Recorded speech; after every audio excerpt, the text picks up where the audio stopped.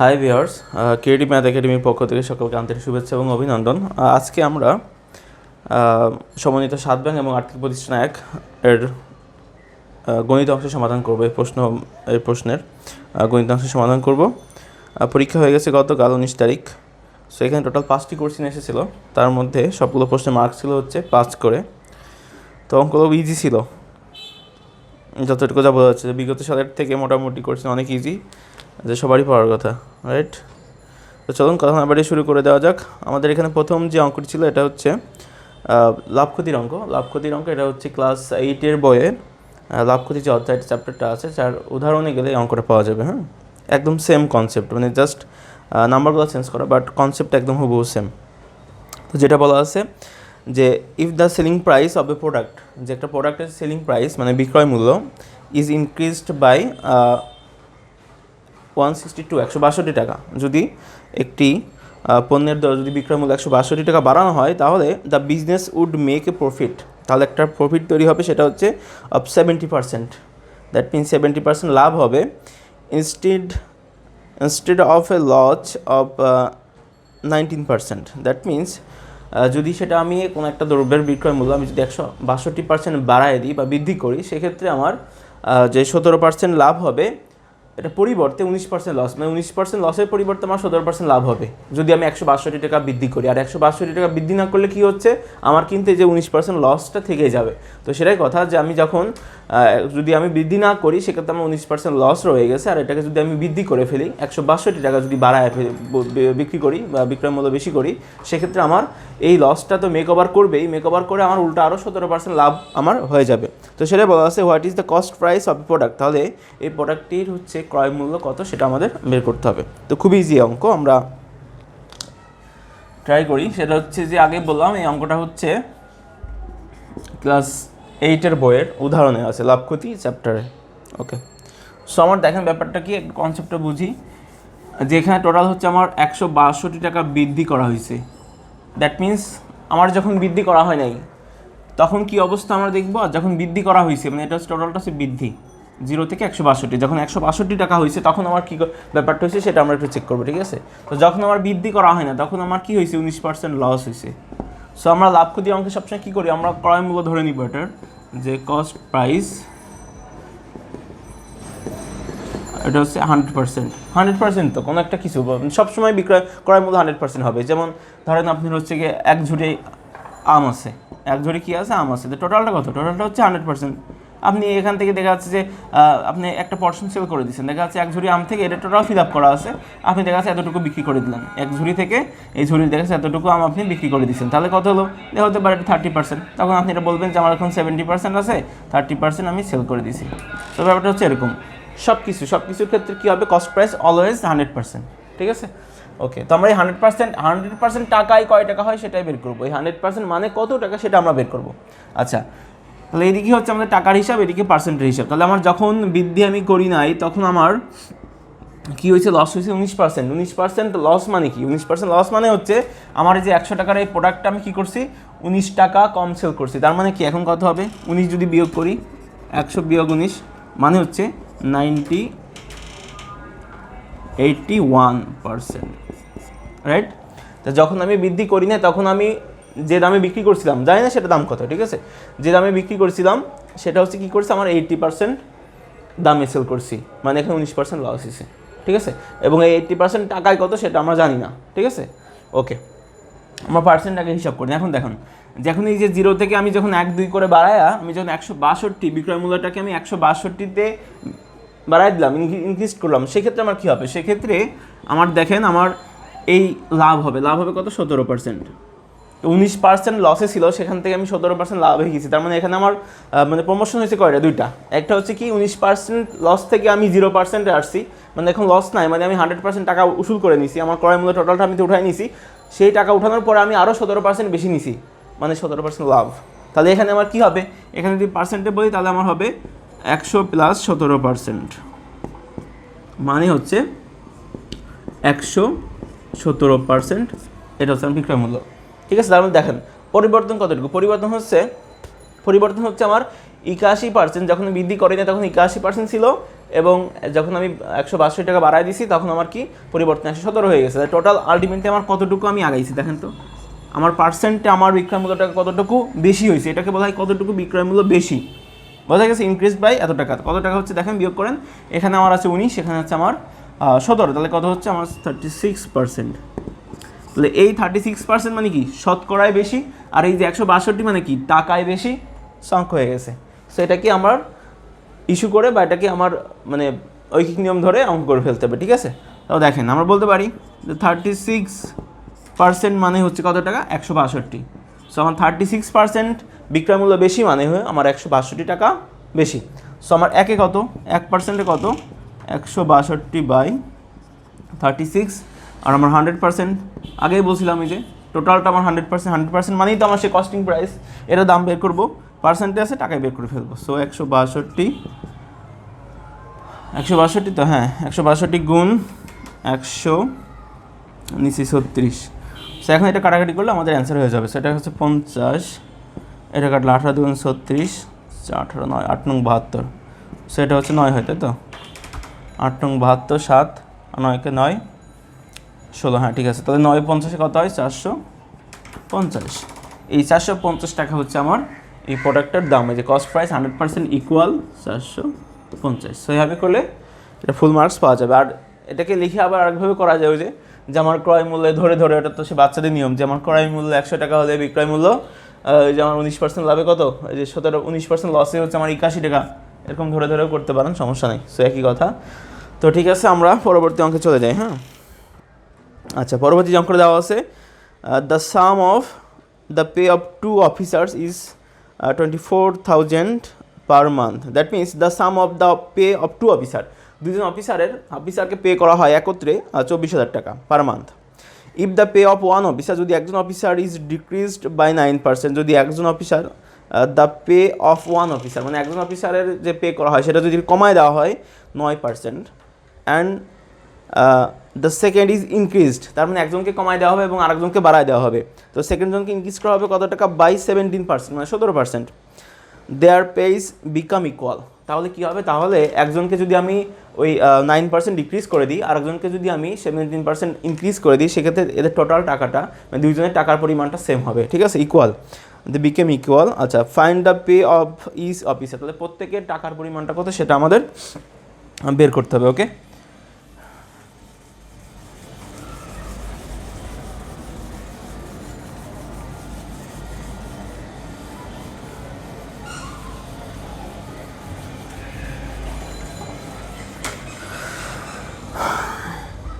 আচ্ছা তাহলে এটা হচ্ছে আমাদের বি নাম্বার। তাহলে আমাদের যেটা বলা আছে অঙ্ক, আশা করি বুঝতে পারছেন, খুবই ইজি অঙ্ক। এটা হচ্ছে, এটা কোথায় আছে, এই অঙ্কটা পাবেন হচ্ছে ক্লাস 9-এর বইয়ের 9-এর বইয়ের যে আপনার সমাধানের চ্যাপ্টারটা আছে, সমাধানের চ্যাপ্টারে এই অঙ্কগুলো আছে, ঠিক আছে, এই টাইপের সেম অঙ্ক আছে হুবহু, হ্যাঁ, কিন্তু নাম্বার সেন্স। ওকে, সো আমরা এখন যেটা করবো, যে আমাদের দুইজন অফিসারের একত্রে, এই অঙ্ক হচ্ছে 2 থেকে 3 ভাবে করা যায়, 3-4 ভাবে করা যায়। হ্যাঁ, যে আমাদের দুইজনের একত্রে টাকা হচ্ছে 24,000 টাকা, দুইজনের একত্রে টাকা হচ্ছে 24,000 টাকা। তো এখন আমার ইকুয়েশন কী করছে, ইকুয়েশন করছে, ধরেন আমি ধরে নিলাম যে একজন অফিসার এ আর একজন হচ্ছে বি, বলছে এ অফিসারে কী করব, ডিক্রিজ করবো মানে কি, কমাই দিব, এই অফিসারে কমাই দিব, সেটা কত, সেটা হচ্ছে এর কমে যাবে হচ্ছে 9%, এবং বি অফিসার কী হবে, বেড়ে যাবে কত, সেটা হচ্ছে 17%। এই বাড়াই দিলে তো কী হবে, এই সমান সমান হয়ে যাবে। আমার কথা বোঝা গেছে, সমান সমান হয়ে যাবে। সো এটা ইকুয়েশন আরও অনেকভাবে করা যায়, ঠিক আছে, আমি এই পাশে বলি। আচ্ছা, সো এটা একটা ভাবে আমরা এটা সলভ করবো। দেখেন তো কথা হচ্ছে যে এ অফিসারের যে টাকাটা আছে সেটা কত, এ অফিসারের যে টাকা আছে সেটা হচ্ছে তার 100%, আবার যে বি অফিসারের যে টাকা আছে সেটা কত, সেটাই বি অফিসারের 100% টাকা আছে, রাইট, মানে বি অফিসার যেটা আছে সেটা কি, তার পূর্ণ অংশ 100%। ওকে, এই অফিসের যেটা আছে সেটাও তো 100%। ওকে, এখন কথা হচ্ছে এই অফিসের যে 100% টাকা আছে সেখান থেকে 9% কমাই দিচ্ছে, তাহলে এখন কত আছে বলুন তো, এখন আছে হচ্ছে 100 থেকে 9 কমে গেলে আছে 91%। সো 91% কি আছে, এ আছে। তো এর 91% এ ইকুয়াল, এর কী করছে 17% বাড়াই দিচ্ছে, তার মানে কি এরটা কী হবে, 117% বি হয়ে যাবে। তাহলে এর 91% এর টাকা সমান সমান 117% বির টাকা হয়ে গেল, এটা ইকুয়েশন। সো এখন আমরা যেটা করতে পারি, কি করব, যে এখন এই যে পার্সেন্ট উভয় পক্ষে উঠে দিলাম, থাকবে হচ্ছে 91 A ইকুয়াল 117 B। তাহলে আমার A বাই B সমান সমান লিখতে পারি আমরা 117/91। সো এটাকে আমরা কী করবো, কাটাকাটি করবো। সো এটা কত দিয়ে করা যায় বলুন তো?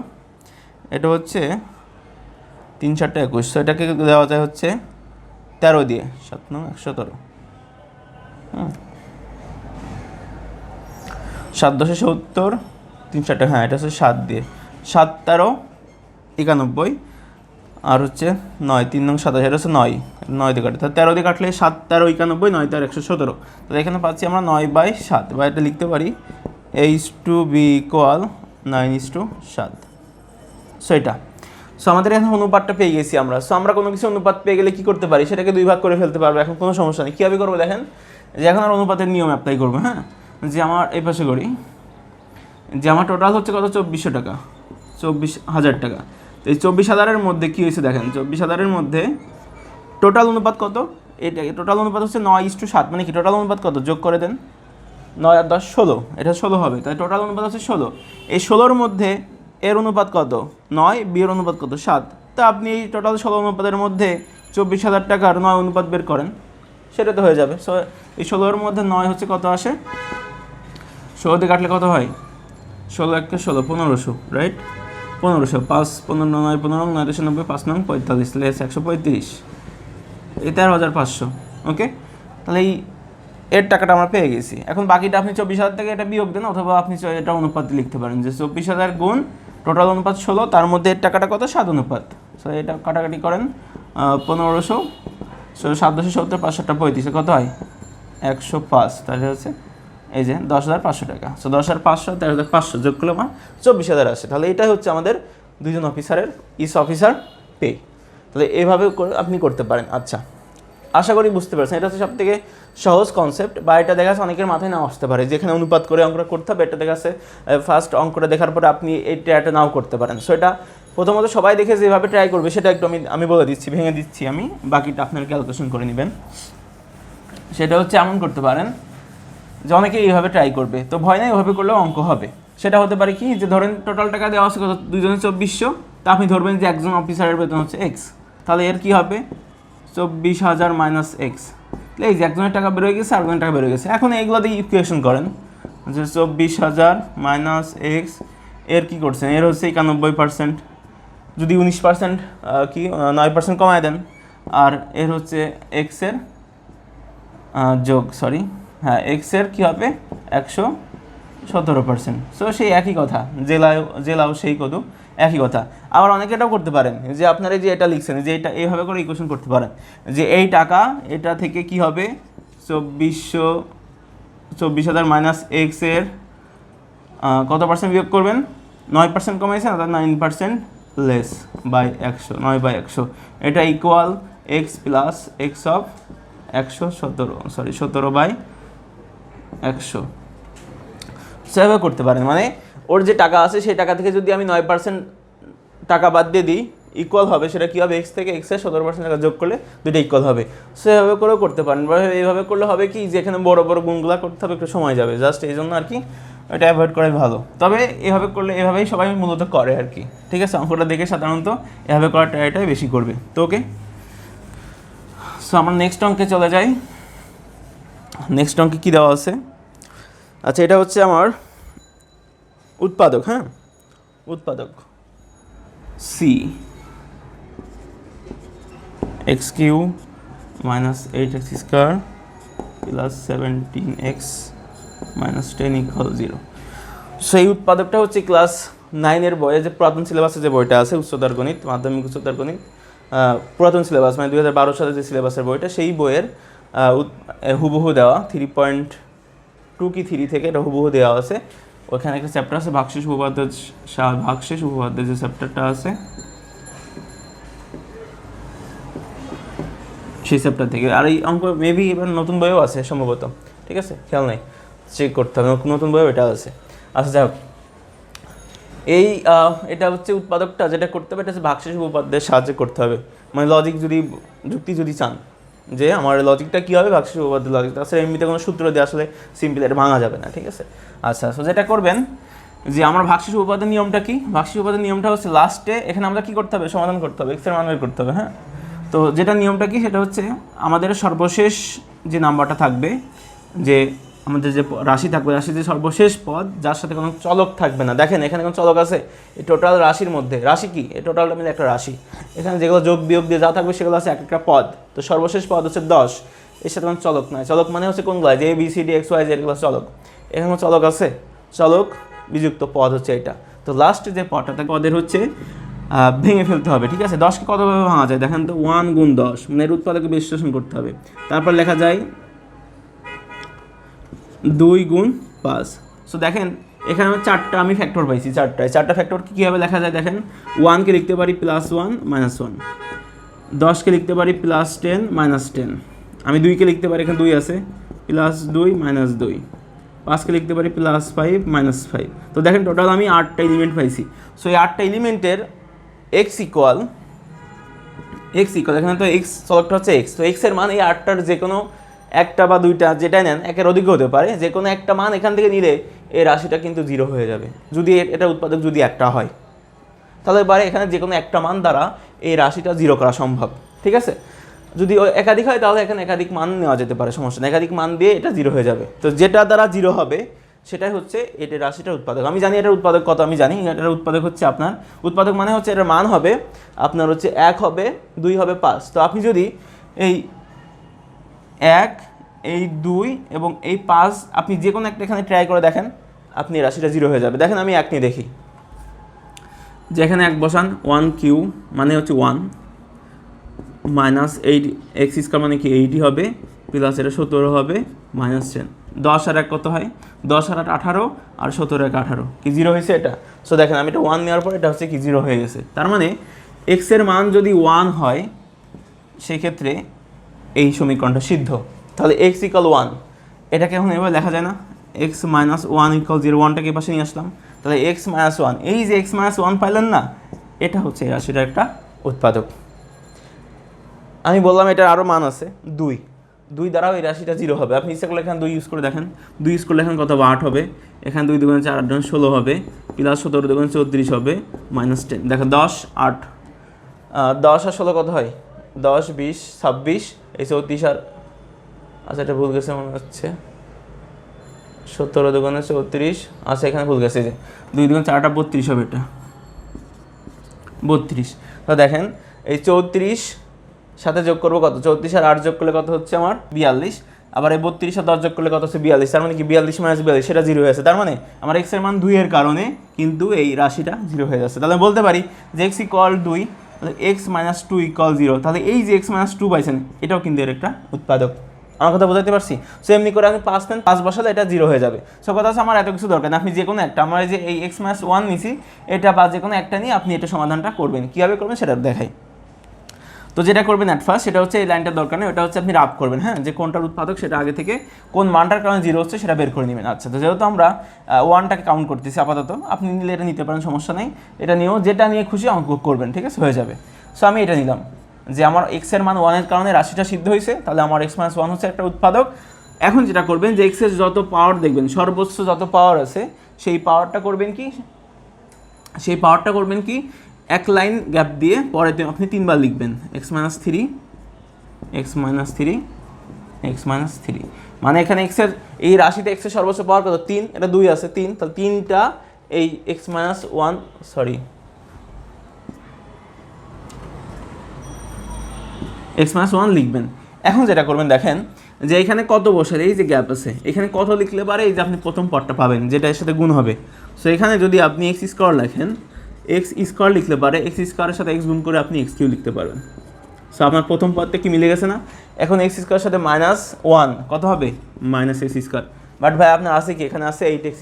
সো হবে আপনার আছে 8x², দ্বিতীয় রাশি, প্রথমটুকু তো মিলেই গেছে, আছে 8x², আপনি পাইছেন শুধু x², হবে না, তাহলে আপনার কী করতে হবে? আরও 7টা x² লাগবে। তাহলে কী করবেন? এখানে -7 দিবেন x। সো -7x দ্বারা গুণ করেন, দেখেন -7x² হয়ে গেছে। এখন দেখেন এই পর্যন্ত পুরাটা মিলে গেছে। এই -7x এর সাথে গুণ করে 7x² হলো। এখন 7x মাইনাসের সাথে মাইনাস যেটা প্লাস হবে, গুণ করলে কত? শুধু 7x হবে। এখন দেখেন আপনার এই পর্যন্ত মিলছে, এরপরে কি আছে? প্লাস পাইছি, আছে 17x, আপনার হয়েছে 7x, তাহলে কি শর্ট পড়লো কত 10, এই দেখেন +10 দিয়ে দিবেন। তো 10 মানে কি 10 আর x গুণ করলে কত হবে 10x, এই 10টা মাইনাসের সাথে গুণ করলে -10। এখন দেখেন তো হুবহু মিলছে কিনা, যোগ বিয়োগ করে দেখেন, এই যে x কিউ মিলছে, x স্কোয়ার আর 7 মিলে 8টা, এই 7 আর 10 মিলে 17টা, -10 মিলছে = 0। সো জাস্ট এই লাইনটা রেডি করতে আমার এইভাবে করে আমার কাজটা করতে হবে। অনেকে তো বুঝতে পারবে না যে কতর পর কত কীভাবে ভাঙবো, অনেকে বলতে পারে আমি 7 জায়গায় আমি 5 দিব, দিয়েও তো ভাঙতে পারে, কিন্তু অঙ্ক কিন্তু হবে না। সো জাস্ট এই লাইনটা রেডি করার জন্য আমার এই লাইনটা আগে লিখতে হয়েছে, এবং এটা হচ্ছে ভাগশেষ উপপাদ্য, এটা উচ্চতর গণিতে আছে। আচ্ছা, তাহলে যেটা করবো আমরা এখন কী কী কমন যায় সেগুলো লিখে ফেলবো। আমার কী কমন যাচ্ছে দেখেন, x-1 কমন যাচ্ছে সবগুলোর মধ্যে। এখন আমরা লিখবো বাকিটা x² - 7x + 10। ওকে, আচ্ছা।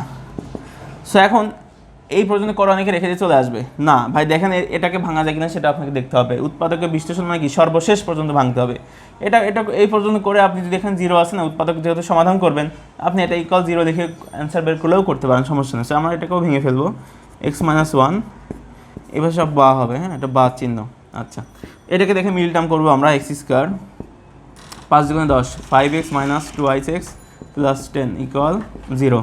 সো লেখা যায় কি x-1, আর এটাকে উৎপাদক করলে কত আসবে, এটা x কমন নিলে x - 5 - 2 কমন নিলে x - 5 = 0। সো এখানে পাবো হচ্ছে x-1, এটা পাবো হচ্ছে x - 5, এটা পাবো হচ্ছে x - 2 = 0। সো দেখেন যে এতগুলো আমার কী হয়েছে, এটা হচ্ছে 0 আমার উৎপাদক করে আমি এই পর্যন্ত পেয়ে গেছি। সো এখন যেটা করতে পারে, আমরা একটা নিয়ম জানি, সেটা হচ্ছে কি যে একটা রাশির অনেকগুলা রাশি যদি পরস্পরের সাথে গুণ হিসেবে গুণফল যদি 0 হয়, পরস্পর দেখেন এগুলো 1 2 3টা রাশি গুণ অবস্থায় আছে এবং তাদের আউটপুট 0, তার মানে কি তারা প্রত্যেকে নিজস্ব মান হবে কি 0। তাহলে এটা লিখতে পারি না যে x-1 = 0, তার মানে x এর মান হবে কত 1, এখান থেকে পাই x এর মান 5, এখান থেকে পাই x এর মান হচ্ছে 2। তো আমি বলছিলাম না, দেখেন ওই 1 এর কারণে 0 হবে, আপনি এখানে 5 x এর জায়গায় 5 বসান, সেটার দ্বারা ওটা 0 হবে। এই যে বলছিলাম আমি 5, তাহলে এখানে আমার এই যে x-5 আমরা কিন্তু এখান থেকে লিখতে পারতাম x-5, ঠিক আছে। আর এখানে হচ্ছে কি x = 2, তাহলে এই হোলগুলো হলো x এর সমাধান 1 5 2। সেভাবে করে অঙ্কটা করতে পারেন। আপনি চাইলে x-1 এটাকে আপনি না নিয়ে আপনি এটাকে ফ্যাক্টর ধরে করতে পারেন, যে আপনি এখানে x-2 নেন, x-2 নিয়ে সেটাকে হিসাব করে আপনি এখানে বসে x-2টাকে আপনি আগে কমন নেন, তারপর যে টার্মটা আসবে সেখানে আপনি যদি মিল টার্ম করেন দেখবেন যে x-1 আর x-5 চলে আসবে, হয়ে গেল। যেভাবে খুশি করা যাবে। আচ্ছা, এই ব্যাপারে আরও ভালো করে শিখতে চাইলে অবশ্যই ক্লাস উচ্চতর 9-এর বই উচ্চতর গণিতের উৎপাদকের চ্যাপ্টার 3.12 এগুলো ভালো করে শিখে নিলেই এগুলো পারবেন। আর এরকম টাইপের অঙ্ক কিন্তু ব্যাংকগুলোতে আসে, ঠিক আছে। ওকে, এরপর আমরা যেটা করবো সেটা হচ্ছে D number. The area of a certain square, যে একটা বর্গের ক্ষেত্রফল, এরিয়া মানে হচ্ছে ক্ষেত্রফল, দ্য বর্গের ক্ষেত্রফল is added to its perimeter. তাহলে কী করতে হবে, যে বর্গের ক্ষেত্রফলটা কী করবো, তার পরিসীমার সাথে যোগ করবো, পেরিমিটার মানে পরিসীমা, হ্যাঁ।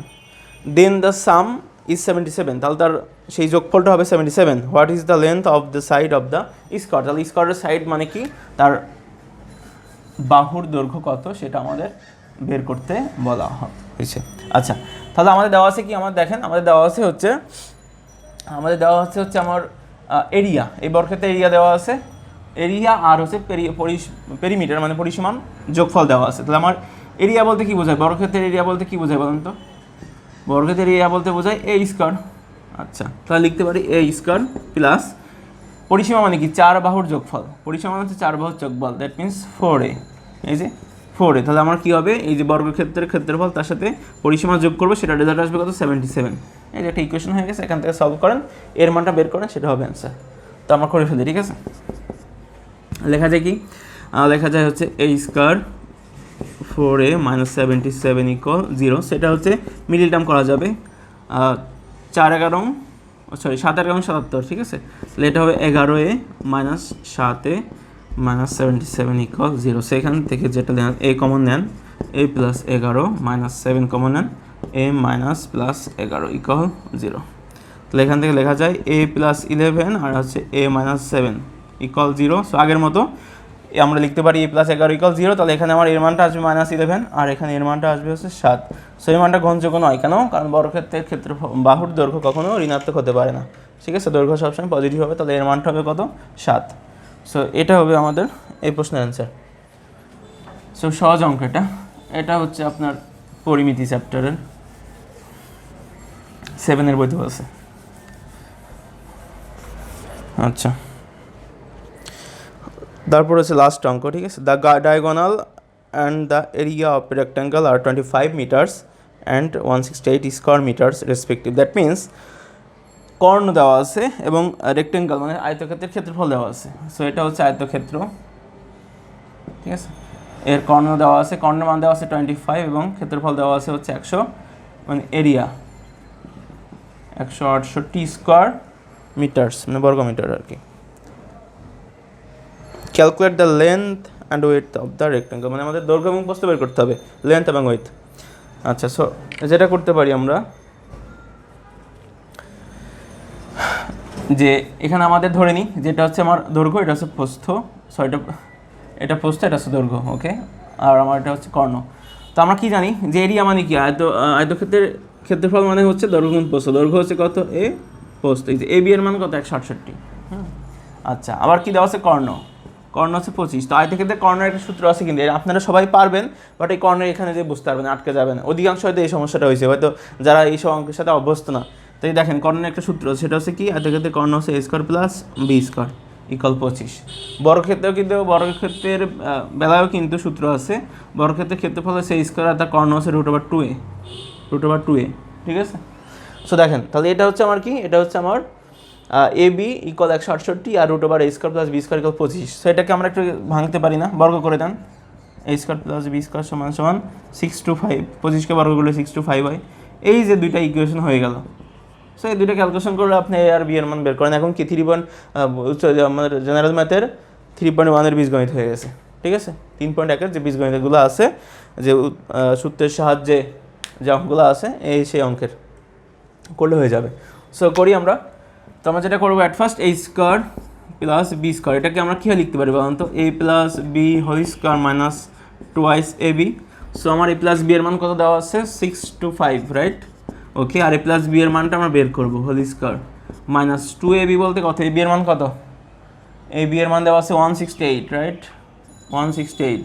তাহলে এখানে লেখা যায় কি দেখেন, a plus B whole square এই পাশে রাখলাম, আর এখানে 625 প্লাস 168 সাথে 2 গুণ করলে কত হয়, 100, 100, 200, 68, 68, 120, 320 আর 8, 16, 330, রাইট, 336 এটা। সো যোগ করে দেন কত হয়, 6 আর 5 হচ্ছে 11, 5 5 10 11, 3 আর 1 4, 4 6 আর হচ্ছে 6 3 9, 961। সেটা কার মান, a প্লাস বি হোল স্কোয়ারের মান। তো শুধু a প্লাস বি এর মান কী হবে, a প্লাস বি এর মান হবে হচ্ছে, এটাকে রুট করতে হবে। সে রুট করবো কী হবে দেখি, 961 আছে না, এটাকে রুট করে দিই। এটাকে রুট করবো কী হবে, আমরা ডান দিক থেকে দুইটা করে নিব। সো এটা এক পাশে নাই একটা, সো একটা নিচে। এখন যেটা করবেন দেখেন যে এখানে কতর বর্গ করলে 9 বা তার কাছাকাছি যায়, আমরা জানি 3কে বর্গ করলে ডিরেক্ট 9 হয়ে যাচ্ছে। সো আমাদের এই পাশে এখন দেখেন 9 সমান 0, এটা হচ্ছে আমরা 61টাকে নামাই নিব, 0 দাম নাই। এখন কি করবেন, এই যে এটার সাথে সবসময় 2 গুণ করবেন, 3 2 গুণ 6 হয়। সো এখন এইখানে কত সংখ্যা বসাইলে সেই সংখ্যা দিয়ে আবার পুরো সংখ্যাটাকেই গুণ করলে এইটা হয় বা এটার কাছাকাছি যায়, সেটা বের করতে হবে। দেখেন এই 6-এর পর 1 বসাইলেই পুরো সংখ্যাটাকে আবার 1 দ্বারা গুণ করলে 61 হয়। এইভাবে এই সংখ্যার পরে যেটা বসাবেন ওটাকে আবার সেটা দ্বারা গুণ করবেন, গুণ করবার যেটা হবে সেটা এখানে বসাই দিবেন। দেখেন 6-এর পরে 1 বসাইছি, সেই 1 দিয়ে আবার গুণ করছি, এই যে 61 হয়, মিলে গেছে একবারে। এখন এই 1টা এখানে বসাই দিবেন, 0। তাহলে আমার এটার হচ্ছে বর্গমূল হচ্ছে 31। এটা আসলে বুঝতে না পারলে পরীক্ষার হলে এটা খুবই লাগে, সবসময় লাগে, বিশেষ করে ব্যাংকের অঙ্কগুলোর ক্ষেত্রে বড় বড় রুটগুলো করতে হয়। তো এই জন্য কীভাবে আপনি বর্গমূল বের করবেন সেটা হচ্ছে ক্লাস 7-এর বইতে দ্বিতীয় অধ্যায়তে পাবেন, ঠিক আছে, ওটা শিখে নেবেন। আচ্ছা, তাহলে এটা হচ্ছে 31। এখন সেম এই সূত্রটাকে আমরা এখন মাইনাসের সূত্র ইউজ করব। সেটা কী হয়, মাইনাসের সূত্র ইউজ করলে কী হবে, জাস্ট একবারে লিখলাম, হ্যাঁ, আচ্ছা না ভেঙে লিখি। মাইনাস সূত্র ইউজ করলে মাইনাস হবে, এখানে প্লাস হবে। সেখান থেকে আমরা a minus B whole square সমান কী হবে বলুন তো, হবে হচ্ছে a স্কোয়ার প্লাস বি স্কোয়ারের মান 625, এটা থেকে বিয়োগ যাবে 336 কার মান, এই যে 2ab মান, ওকে। এটা বিয়োগ করলে কত হয়, 6 আর 5 এখানে করলে পরে আপনার আসে হচ্ছে 4 আর 1 15, তাহলে এটা হচ্ছে 9, আর 3 আর 1 4, 4 থেকে 12 গেলে পরে আসে হচ্ছে আপনার 8, রাইট, আর 3 আর 1 4, এটা হচ্ছে 2 8 9। তো 2 8 9 মানে হচ্ছে কতর বর্গ বলেন তো, 2 8 9 হচ্ছে 17-এর বর্গ, রুট ওভার করলে এটা আসবে হচ্ছে 17। তো এটা কি দেখাই দিব 289, 289 এই দুইটা করে নেবেন। সো এখানে দেখেন কত বর্গ করলে এই 2 হবে বা 2 এর কাছাকাছি যাবে, তো এরকম তো নাই, শুধু 1 আছে, 1 এর বর্গ করলে 1 স্কোয়ার, 1 ওকে 1। এই যে এখানে হচ্ছে আমার 1, এখন বাকি আছে কত 189, এখন এই পাশে করবেন কি এসে 2 গুণ করবেন, এটাই নিয়ম, প্রত্যেকবার 2 গুণ করতে হবে। 2 গুণ করলে 2 একে 2 হয়। এখন এখানে কত বসাইলে 189 হয়, দেখেন 7 বসাইলে এই 27, দ্যাট মিনস 7 বসাইছেন, সেই 7 দ্বারা গুণ করবেন, 7 7 49, যে 189 হয়। সো এটা হবে 7, সো 17। তাহলে আমার এই মাইনাস বি এর মান কত পাচ্ছি আমরা 17। এখন যেটা করব, এই যে প্লাস বি পেয়েছি কত আমরা, সেটা পেয়েছি 31, রাইট, এবং এ মাইনাস বি পেয়েছি কত 17, দুইটা যোগ করে দেন আর দুইটা বিয়োগ করে দেন,